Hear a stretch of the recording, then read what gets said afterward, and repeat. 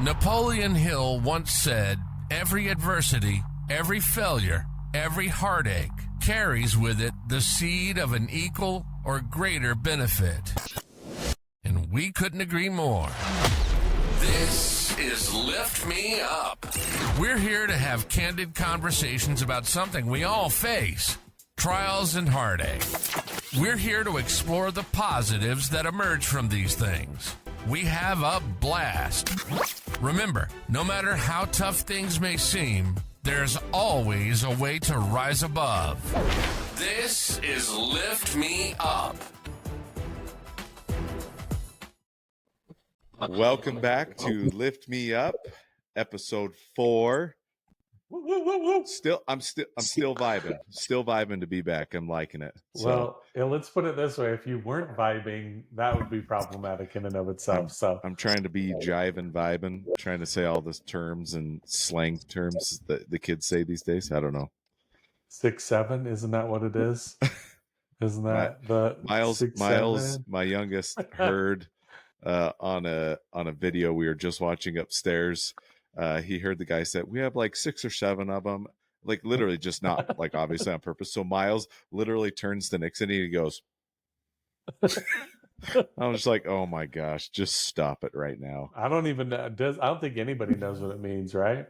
So No, I don't think there's a definition.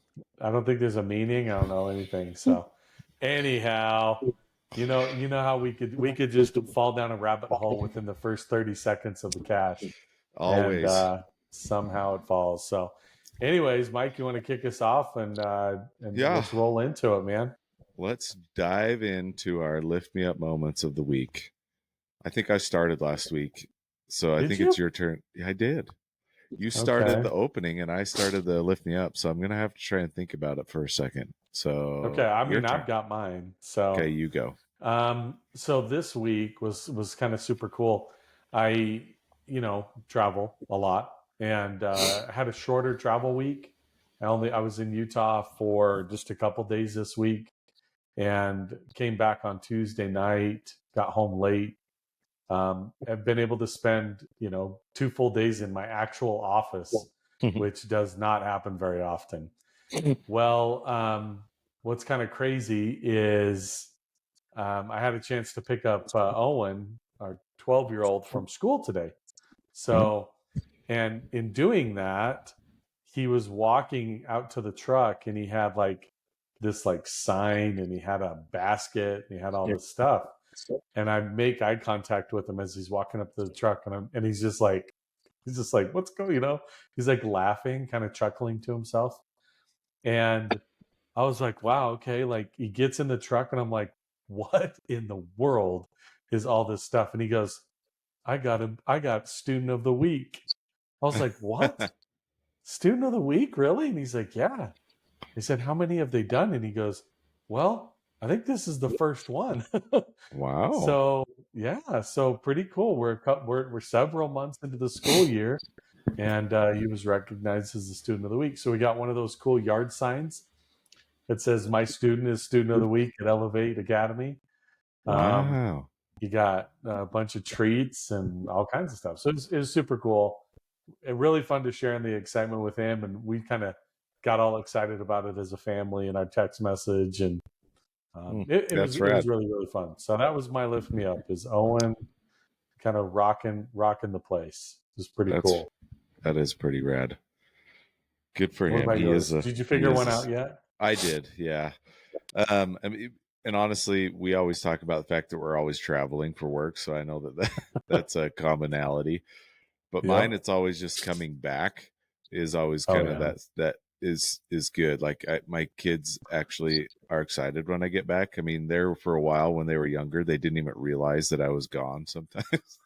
Where's Dad at? And, well, he's been gone for 2 days, but but no, it's been good. That happen several times. That's yeah, but tonight I've been gone pretty much this whole week. I got home last night, but the kids pretty much went straight to bed after I got home, and then up early this morning, and then was home about 4 o'clock today. But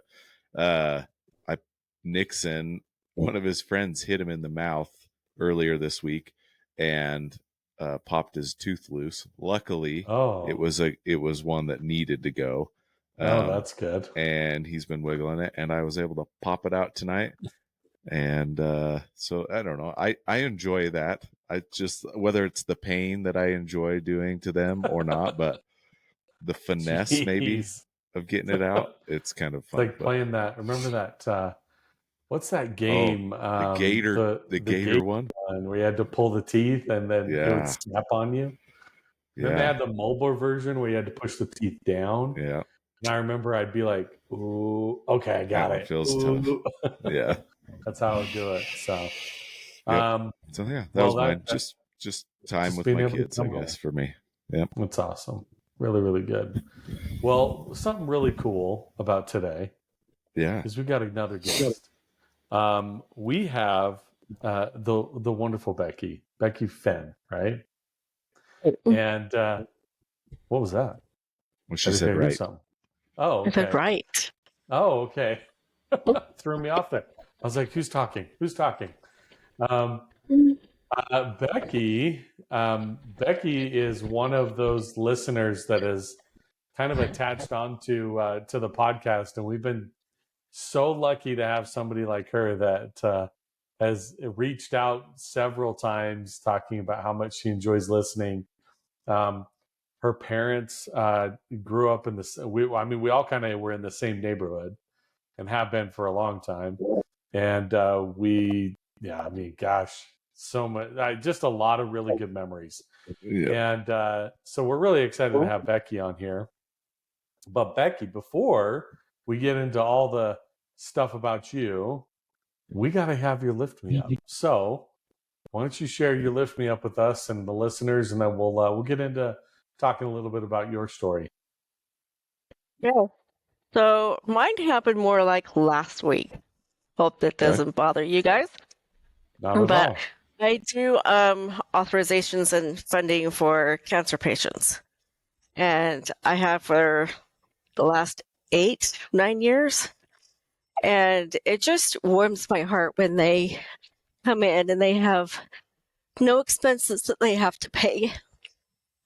So I had this one that she's, really destitute, and she is single, and her niece is coming up from St. George to help her every week.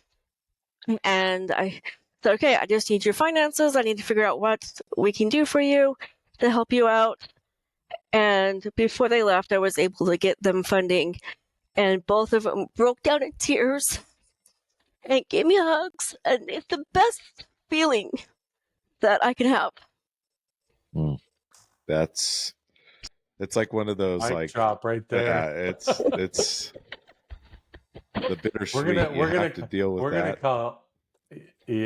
We're gonna call this episode Mike's not crying, Becky's crying. Oh, yes, I am always crying. My kids will go 1, 2. Oh, she didn't even make it to 3. I think that's you wear your emotions on your sleeve, right? And that's I do. Okay. That is a high quality value. Oh my goodness, your dad. So many amazing memories about your dad, but he definitely wears those heartstrings right close to the surface. So it's wonderful. Dang him, he passed it on. Well, I got it from my mom, so it's okay. I don't know where mine's coming with age, I guess. Yeah, I cry at weird moments of movies all the time. Yeah. I don't get it. I cry at commercials. Like, Cammie will look over at me. She's like, "Are you crying?" I'm like, "No." Yeah. I'm like, just it's allergies, right? That's what you gotta blame it on. Nothing wrong. Well, Becky, why don't first of all, again, appreciate you, being willing to jump on with us. It was a bit of a quick and fast thing. We've been talking about it, Mike and I, of having you on for quite a while, and Mike messaged me. I think it was on Sunday. Yeah. Sunday night. I was sitting in a hotel, and Mike's like, "Hey, we need to have Becky on." It's like, done. So I messaged you, and here we are a few days later, and ready to record. So appreciate you jumping on and being willing to put the vulnerability out there and share your story. So I guess I want to start off with giving you an opportunity to tell the listeners a little bit about you and your story, and what it is that maybe attracted you so much to the podcast, and what the messaging and really did for you, and then what that does in your everyday life as far as what brought you on with us. So I started listening because I've known you guys since you were little, and of course the dog just got out. And I remember Mike in diapers. So of course I had to help friends that I know with their podcasts. So I think that's what really got me into it, and it's kind of started from there. But I don't know where you want me to start in my whole story here. Wherever you want to go. Yep. Okay. So I have been married for 32 years, almost 33 years. I have 2 children, 30 and 19. We tried for a long time to get the last one, and I have to remind myself every day that I do love her. She can be definitely a handful.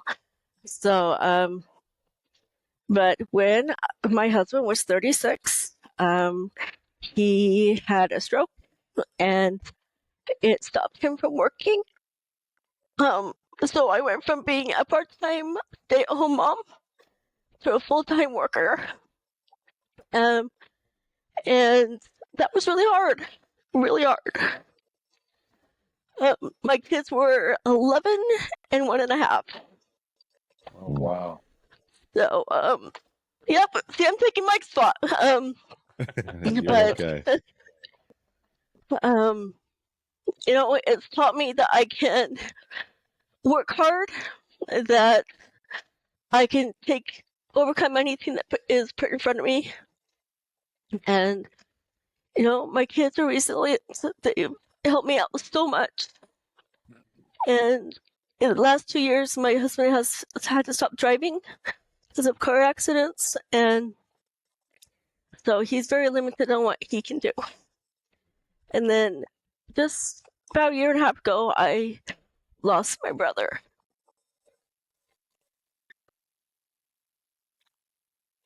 And I think that was harder than having my husband have a stroke, because my husband's still here, but he's not the same, where my brother is completely gone.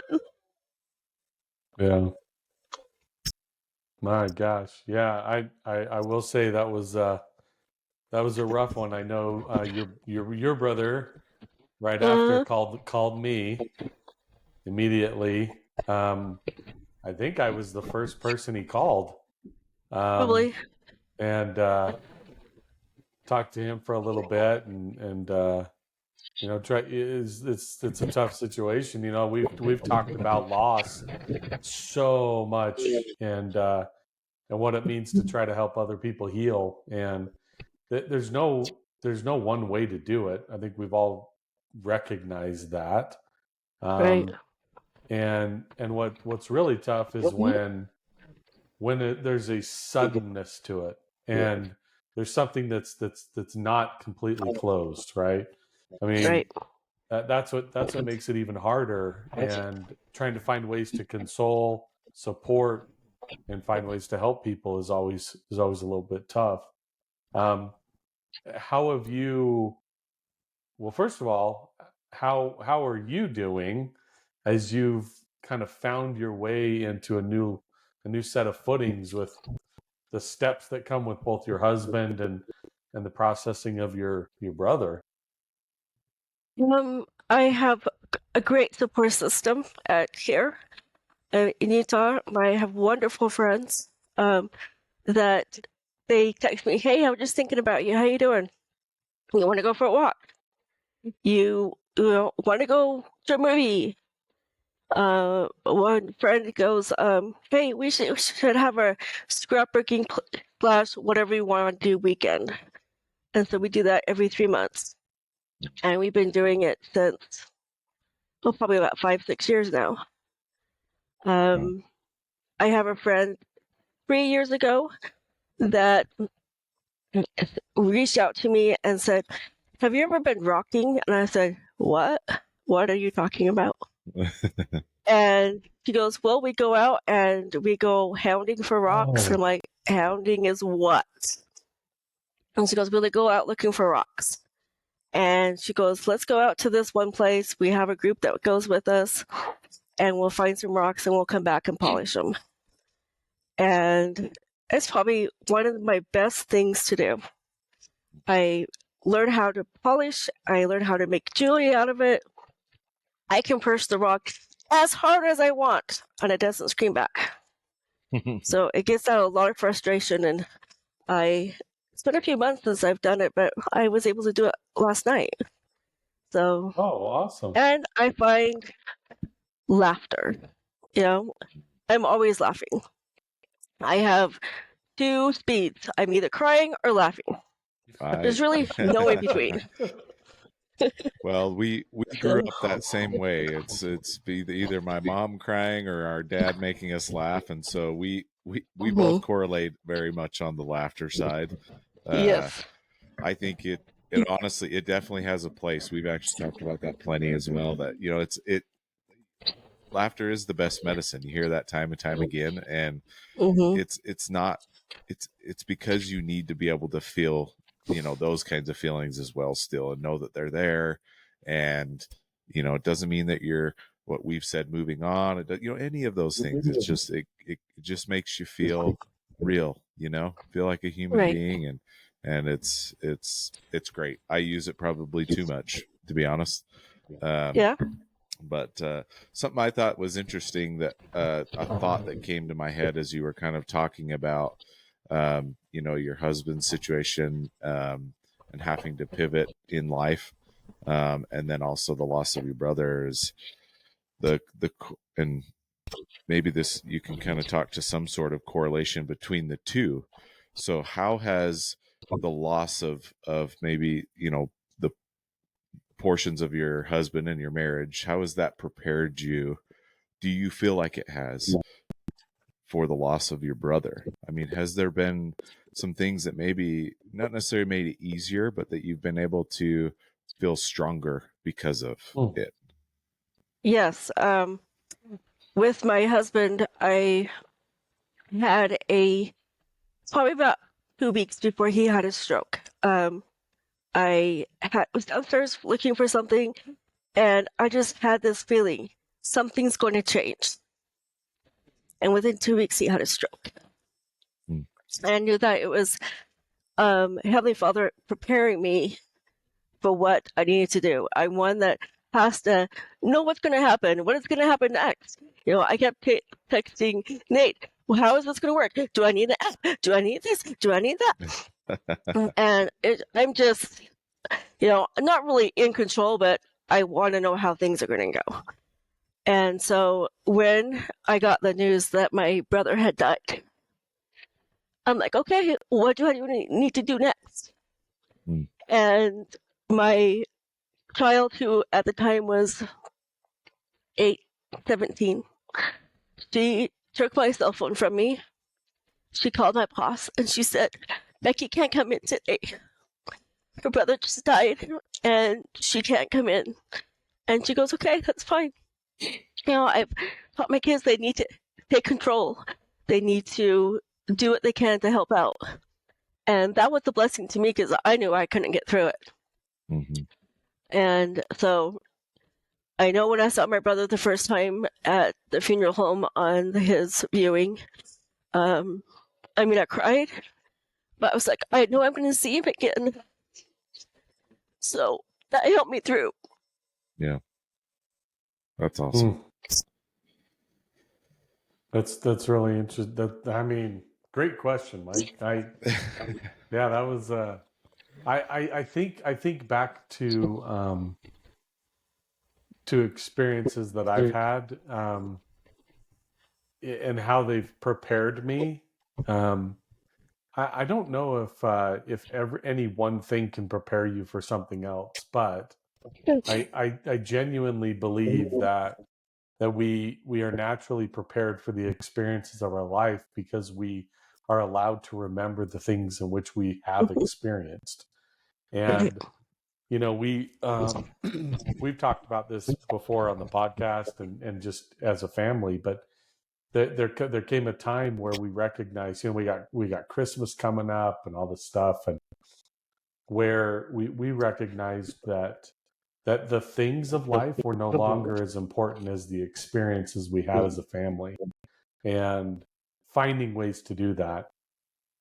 I just out of the blue, I got an email from from IHG Hotels, which is like Holiday Inn and all that kind of stuff, right? And a few weeks ago, I went and did a little trip with my son Alex and used a whole bunch of hotel points. Used like 100,000 hotel points, right? Which is great because you get to stay for free, which is exactly what I wanted. But as a family, we were talking not too long ago, like, man, I want to go to New York City for Christmas and be there for Christmas. So I got this random hotel email like, hey, don't forget to use your points and all this stuff. And so I'm like searching through, trying to find a place to stay. And, in the event that we decided to go during Christmas. And then I stepped back and I was like, well, there's a lot that goes into that. And then I stepped back again. I went, but it's the experiences. It's all the stuff that we do, the memories and the stuff that floods back and the things that we remember that are so, fond of everything that we do. And that's one part of the positive that we have. And the other part is the hardship and the learning and what we then have to draw through as a result of that. And there's the saying that people grieve in different ways. I think you said it perfectly, Becky. Unfortunately, with your husband, you see positions and processes that are lost of the man that you love and you married, and then to lose your brother, in a different fashion with not having him there. So two different totally things, but like Mike said, there's an overlap of experience that might help you grieve through one to the other. Right. Yeah. Talking about experiences.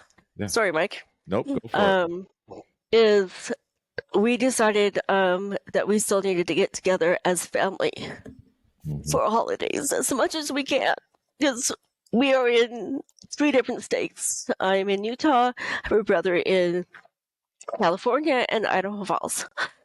And so this last Thanksgiving, we decided that we needed to get together. And my brother's first wife said, I need to make sure that my kids know the Gordon family. Because the oldest at the time was 17. And so we had most of his boys there. And my whole family was there. And it was the best time. The best time. We got to reminisce about Mike, and we got to tell jokes because he was a jokester. Yeah, he was. He was, the king of dad jokes. And then, on his birthday, my brother Brian goes, we need to do something that can go throughout time of how to remember him. And so he started a text group with his boys and with us, and we just took all day telling dad jokes. And That's dangerous. It was funny. It is. It's very dangerous, especially when you go on to the internet to find dad jokes, and you're sending them, and then they have to up you, and then you have to up them. And his boys were great. The 2 oldest ones have phones, so they were able to join in. And oh my goodness, I mean, some of the jokes that they tell are just hilarious. and his second oldest and I are still sharing jokes. Now we're doing it over Instagram and we're sharing it that way, and so it's a lot of fun. It's ways to Seeing stay the connected. absolutely, I Yeah, think that's a portion of a legacy is the definition right there, yeah, and whether or not like we all realize it, but that came because of Mike, right? Like he was the right, one who instilled that in you, and you can always remember that there is a lighter side of things, and he wanted it. He loved to be on that side. Uh, right. yeah, for sure. That's great. Mm. So I have a question. So I want to kind of dip into your professional life a little bit and kind of Mhm. continue on along these experiences and how they've kind of molded you. So you've only done this for 8 years. Is this a type of position that you've like? I don't know what you did before these 8 years, but like, is this you were kind of drawn to this type of because it's a tough. I mean, to go It's through something hard. like that probably on a daily basis, I would imagine. Hmm. And not all of them go as well as like your lift me up moment, and so um what kind of has drawn you to that profession and what keeps you there? So I've been with the company 22 years. Oh, okay. I was in the billing office before, and so I took care of the claims that came back from the insurance in oncology. And so I just had a feeling that I'm like, I am so tired of talking to insurance companies and people calling and yelling about their bill. And I'm like, I gotta find something different. And I just happened to be in the Young Women's State Presidency at the time, and my son was getting ready to serve a service mission, and I saw on the internet that on our intranet, I guess you could call it, that there was a position opened for financial coordinator in oncology. I'm like, oh, that scares the crap out of me. I'm like, if it's there next week, I know it's a sign. I'll apply for it. And so the next week, it was still there. I'm like, son of a biscuit. So I applied for it, and I went in and met with them. And of course, he tell me about yourself. And of course, I tell him about my husband, and I start crying. Great interview, right? So they brought in the other two coordinators that also do it that I was going to be helping out. And the first time they met me, they said, "Oh dear, we don't need a crier. We have enough on our plates. We don't need a crier." And my supervisor goes, "No, I think this is who we need." And so I was able to come over, and I just kind of stepped right into it. The first year was really hard because I was like, I don't know how to do these authorizations. I've been on the other side of this. Mm-hmm. And so that was really hard. But after I got the hang of it, I absolutely love it. I would not change my job for anything. Mm-hmm. And yeah, we have hard patients. We have some that they ring the bell and we know they're going home and we're seeing them again. We have some that they wear funny shirts. We have this one that he had testicular cancer, and he wore a shirt that says, "Check your balls, mine tried to kill me." So, I mean, it's hilarious. We laugh, and we laugh, we cry, so, Oh, that's I good. mean, Oh my it's great. gosh. And we have one that says, "Check your boobs, mine tried to kill me," so it's Oh my great. I mean, gosh. we get the laughter, we get the crying, we get the hugs because we're so excited we got something for him. And we have the hug that I know I'm not going to see you again.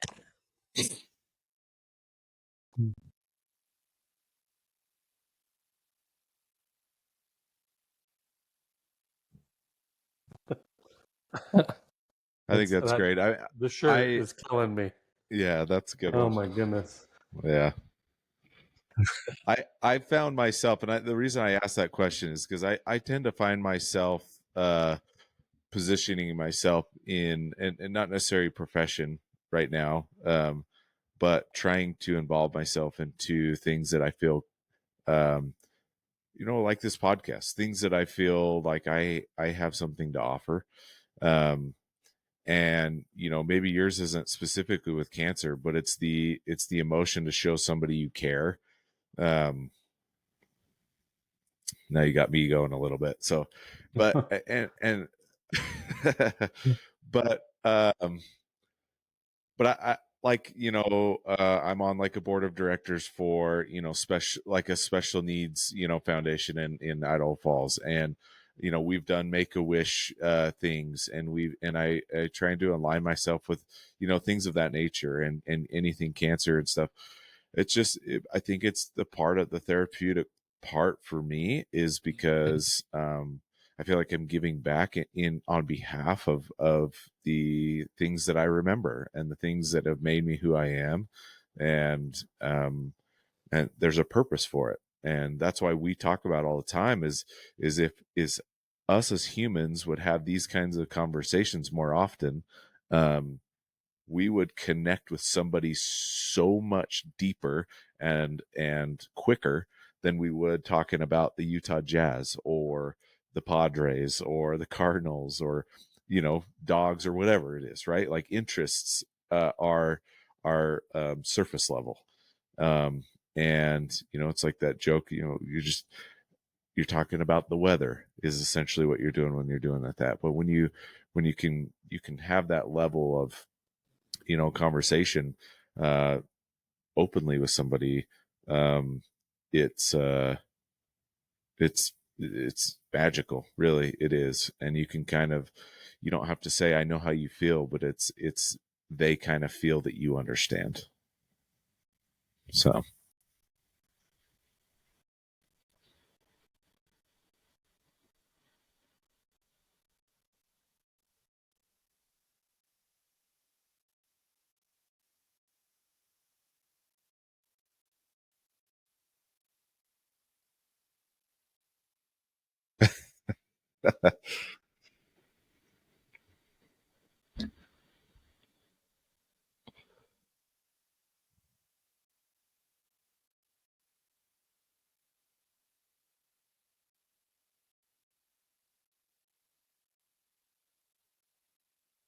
mhm,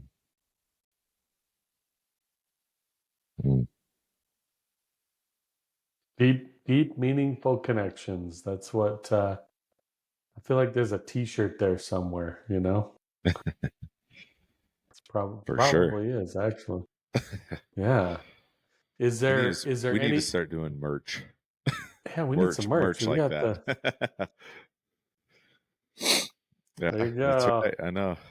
Got my hydro jug with my lift me up. So Yep.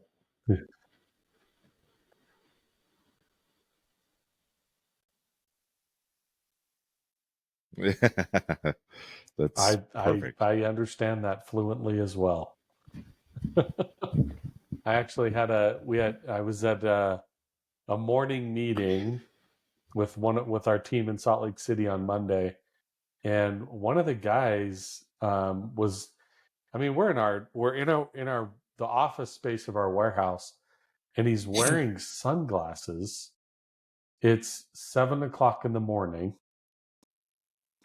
I mean, it was crazy. And there's a whole bunch of people, and I turned to him and I said, "Hey, is it too bright in here? Do you need me to turn the lights off?" I'm pretty sure I'm not sure he even no emotion whatsoever, or any response. But all the rest of the team was laughing, like that's pretty funny. Um, but don't know where I was going with that. I lost it. Don't know. It's gone. You just wanted to make fun of the guy publicly now I too? Oh, that's my sarcasm. That's Oh, where I was going. The sarcasm. You know. Anyway, I don't know. yeah. I don't know. There Hopefully he was a. doesn't listen to the podcast. I guarantee he does not. Guaranteed. Yeah. Guaranteed. Yeah, I don't know. I don't think it's up his lane of things to do. So, well, Becky, is there anything that you would love to share with our audience? I mean, it's amazing to have somebody like you on that has been listening, has been part, and now a participant Number one in the supporter. podcast. So I can't wait to run into your mom or your dad, and next time I see him and be like, "This was awesome," you know?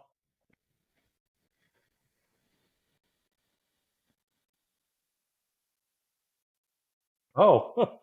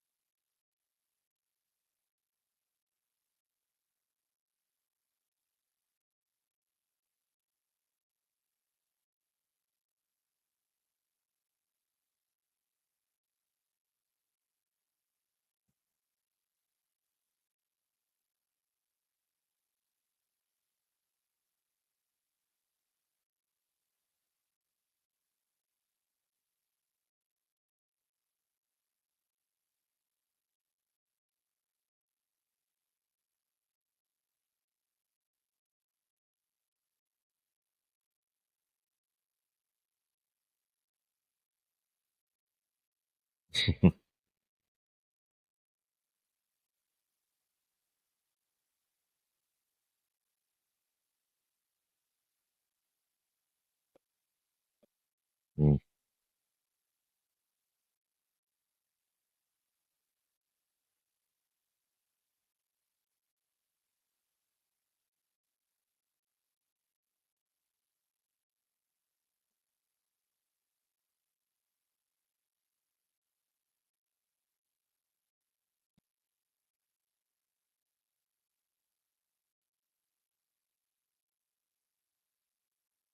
mhm,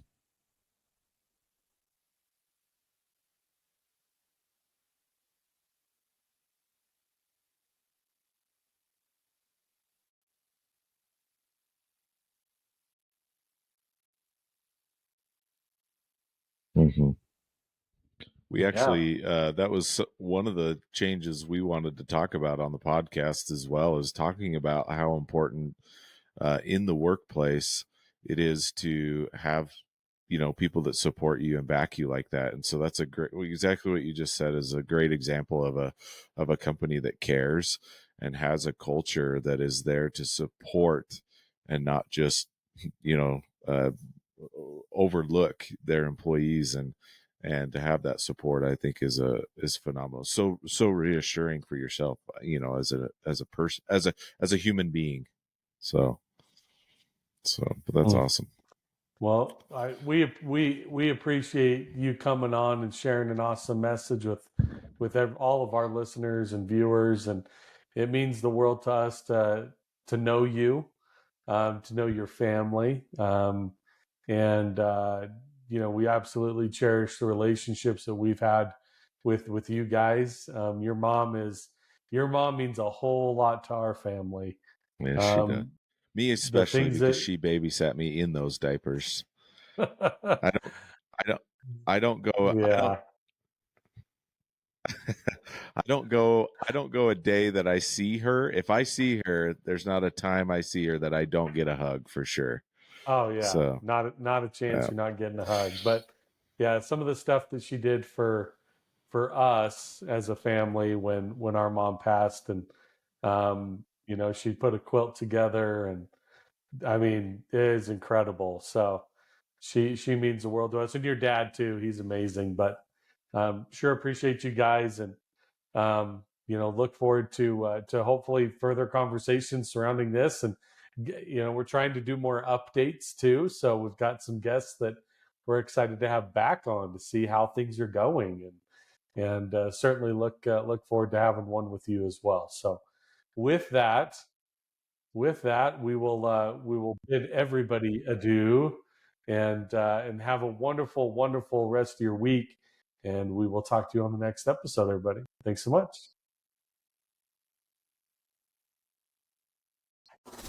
This has been Lift Me Up. We hope you've enjoyed the show. If you did, make sure to like, rate, review, and subscribe so more people get the content. We can't wait to be back for the next show. But in the meantime, find us on Facebook and Instagram at liftmeup.podcast and the website at liftmeuptalks.online.